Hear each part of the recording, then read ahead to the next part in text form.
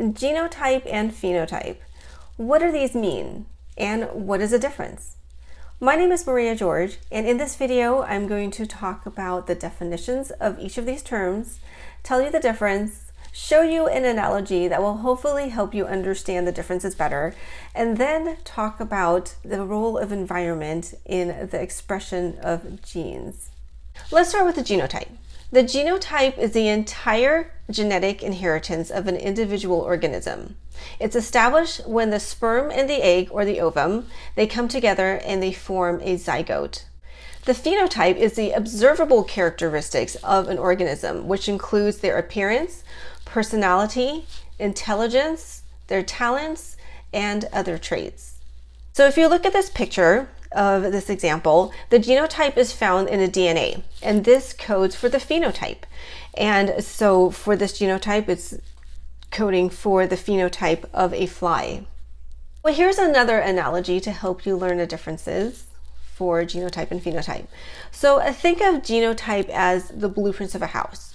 So an architect, he wants to build a house, and before that he has to draw out all his plans, and it contains a lot of details: where the bedrooms go, where the bathrooms, where the electrical goes, the dimensions, just every little detail that you can think of that will make the house a house.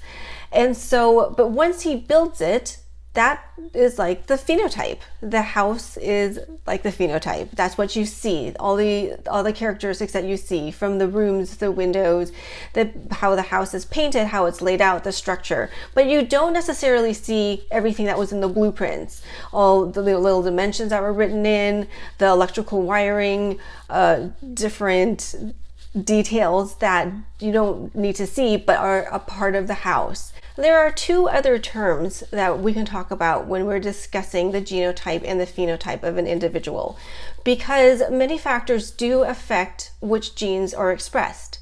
And there's a term multifactorial, and this is because traits are affected by many factors, both genetic and environmental. So for example, you may have a talent, or a person may have a talent for drawing and painting, but maybe their environment that they live in doesn't help them to express that trait.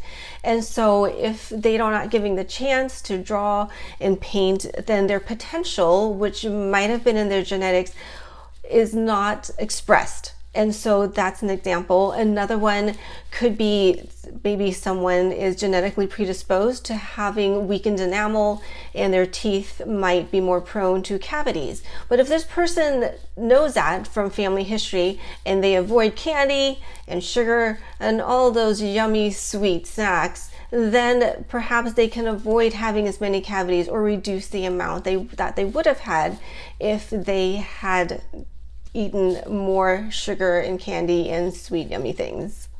Another term is epigenetics, and this is the study of how the environment and lifestyle factors can affect genetic expression. Because like what we just discussed before, the environment does play an important role in how genes are expressed. If this video helped you, please hit the like button, and then I'm also trying to make more short videos on different concepts and terms for child development. So if there's a certain concept or term that you would like to see a video for, just let me know in the comments, and then I will hopefully get to it and be able to explain them in short, simple videos. Thank you for watching.